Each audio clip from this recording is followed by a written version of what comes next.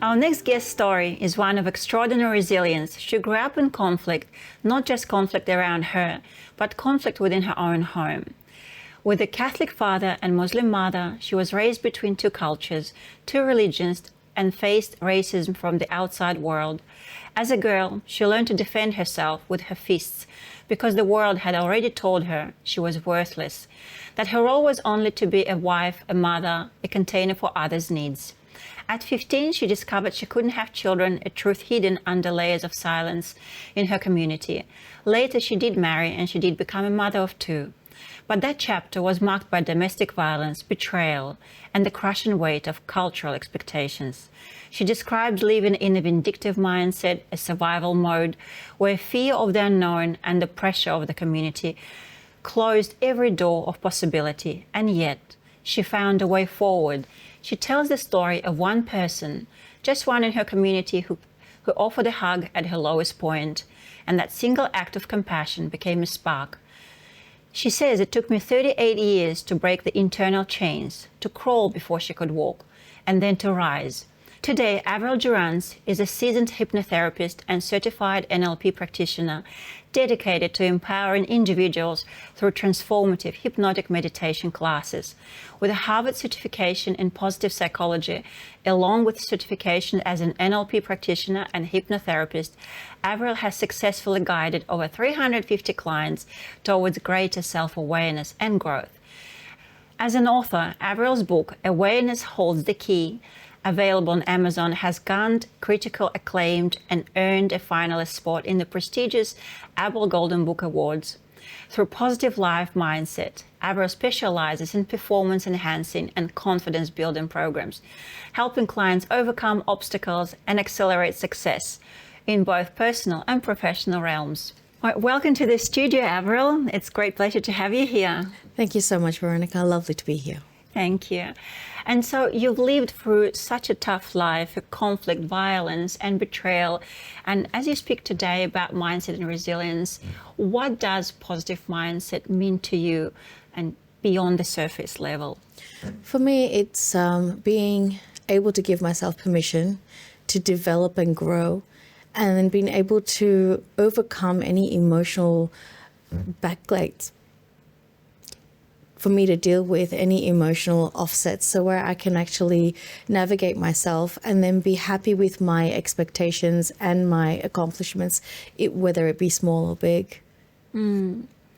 It's very powerful, your message. And how does this powerful message was born from such a difficult upbringing? And you shared that it was not just conflict within the family, but also within community, and you had to go and raise above so much cultural pressure as well.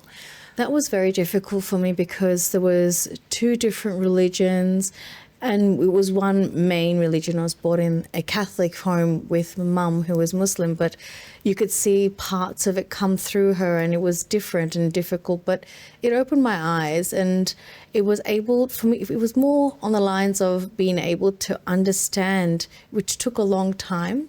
And then the community was very strong and full of validation, so you had to be a good, obedient person and do what the community respects and expects of you. But you are pretty much on autopilot. You are doing everything for everybody else and not for you. And I felt like I was a third person in the shadows. And then I was, yes, because everyone likes red, will like red. Everyone likes to have chicken, will have chicken.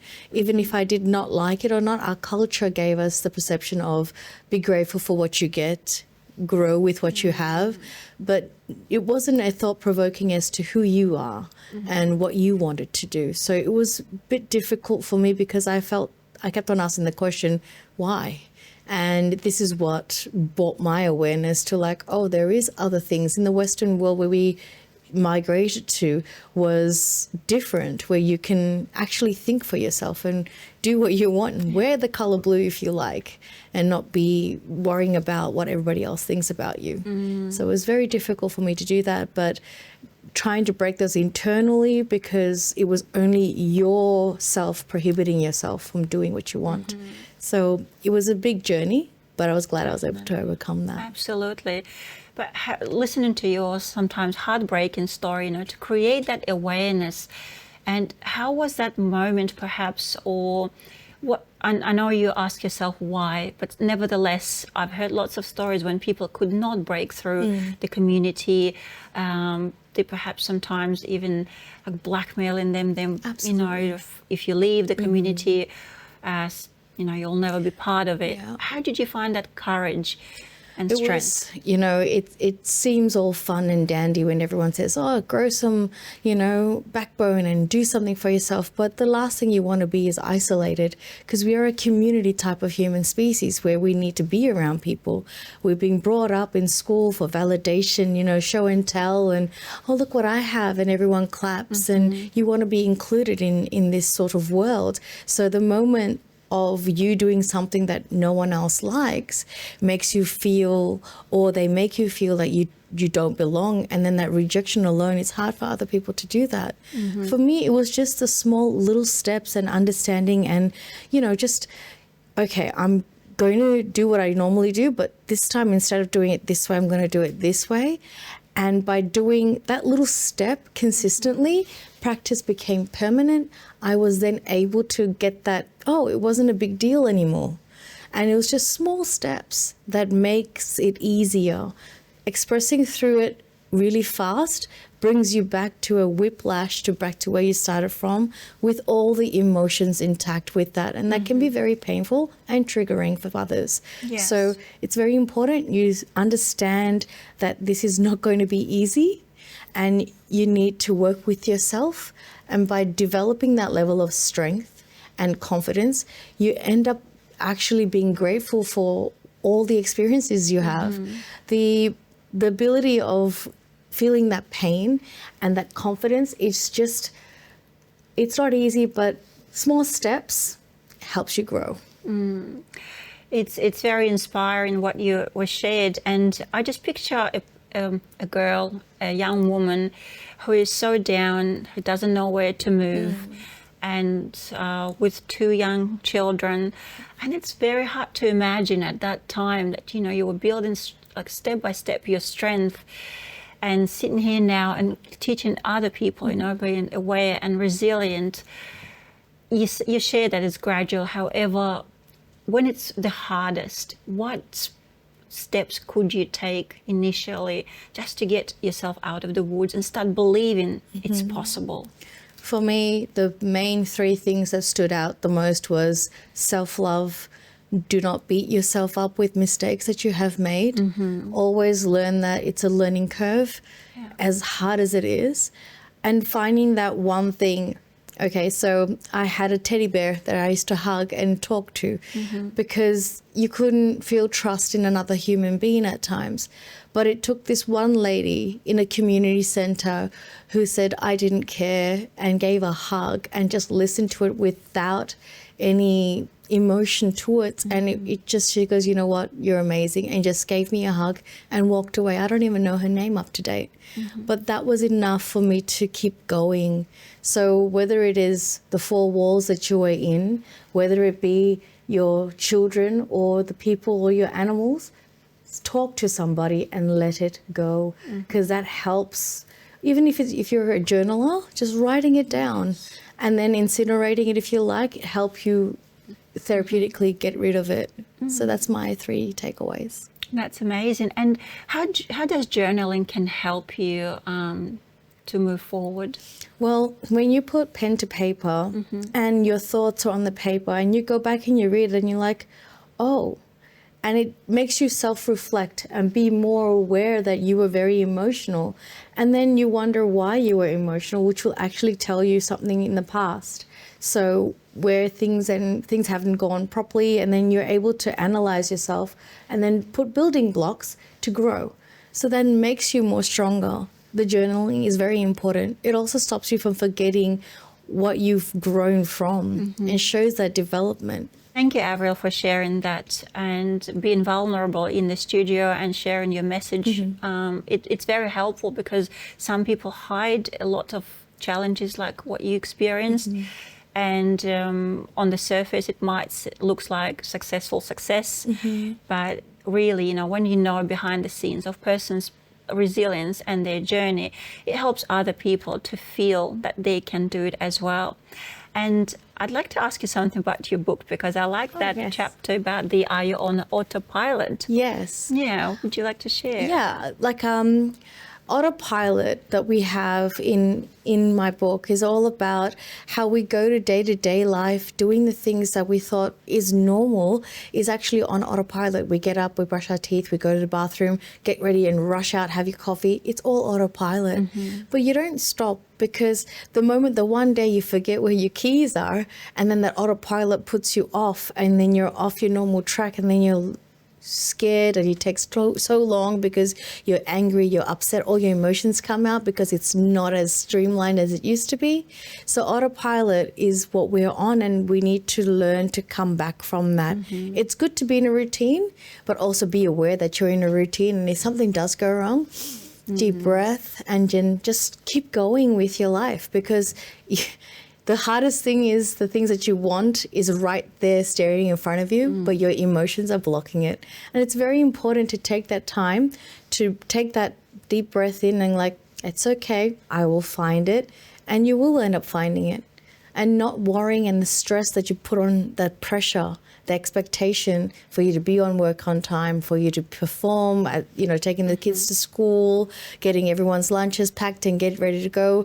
If it means waking up a little bit earlier and just having a better routine without having that emotion on there, it actually helps your lifestyle, and you're more grateful for what you do, and you enjoy it more than just trying to get out. So, yeah. So one of your main messages, what I'm hearing, is to become aware, even of the smallest things. Absolutely. It's not only about dream big, somewhere far ahead. Yeah. It's starting right in front of you when you get up in the morning and you do your routine things. Absolutely. That's what will bring you towards the big goals. Absolutely. It's just the small building blocks of your life, of what you do today gives you that next day, tomorrow, to elevate yourself. Because if you don't build that foundation, the moment you move forward, it'll collapse and you'll come with it.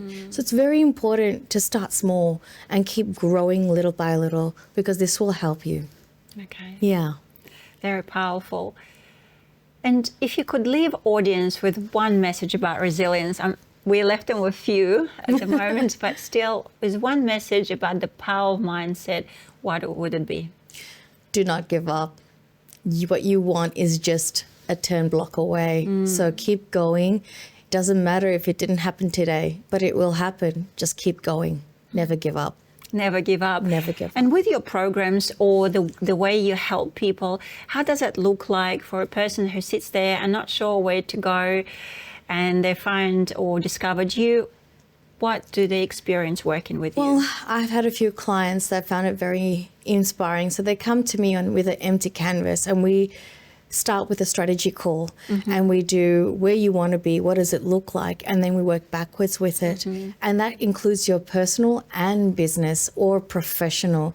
And then we discuss where your triggers are, and we work towards it to be emotionally equipped you with tools to grow. And then at the end of the sessions, you will find that you have grown. The performance enhancer helps you literally, like the title, performance enhance professionally and home. So you have combination, because you can't have one or the other. You got both. So you got to learn to work that in cohesiveness.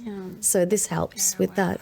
Did you ever have clients who don't know what they want? Yes. They always start with, well, I know I need to get something done, but I don't know where to start. So we think about where we would like to be, and then we work backwards and we find a ground.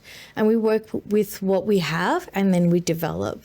So it doesn't, if you're feeling confused, let's have a call, let's see where you are, and then we'll go from there. Do you have any check-ins, or do people have any check-ins with you, or they just have the strategy and off they go? So I still keep in contact with most of my clients. That still need me. So you can call me and keep in touch with me. I do have hypnotic meditations that I do twice a month, and that helps when people want to have that bridge in between if they're not sure or if they want to go on a program or not. So come in and they have a few hypnotic meditation sessions, see if it's for them or if they're still undecisive. 9 out of 10 people figure out something is up in between a few sessions. So it's very remarkable when I've seen a result happening on that session itself. So it's very important to me that results happen because I have that bridge. Yeah, so when people know what to do, but they're not doing it. Okay, so then the hypnotic meditation can help. How does that help, Avrill? Because it brings them to a light of awareness, a sense of awareness that they didn't feel before. And this then provokes their mind. Why did I feel that? How come that? Whoa, that was different. And those questions alone helps them navigate and think, oh, maybe I'll wait for a little bit. And then they write things down and then they're in awareness. And then they can then decide, oh, well, I can try this or that or have a chat with me or someone else and see what they think and then move forward. Any level of awareness is an improvement because you're not aware of it. And having that clarity, I believe, priceless, and moving forward, especially when you don't know where to go. That's right. Well, I might try it for myself, some meditation. Well, I think thank you so much for the messages you share and being so vulnerable about your personal journey. We do really appreciate it. And the audience will find, that message powerful for them, and maybe they find that courage. It's like a hug from the from TV. So thank you so much for sharing. I just want to say thank you so much. I feel so privileged to be around you and be part of this networking. And thank you so much. Thank you. 2 powerful messages we talked today about. So thank you for joining us today on Psychology of Us. I hope this conversation has left you with something to reflect on. A reminder that our stories, no matter how difficult, can also be our greatest teachers. If you enjoyed today's episode, be sure to follow along for more stories of resilience, transformation, and the psychology that connects us all. Until next time, I'm Veronica White, and this has been Psychology of Us.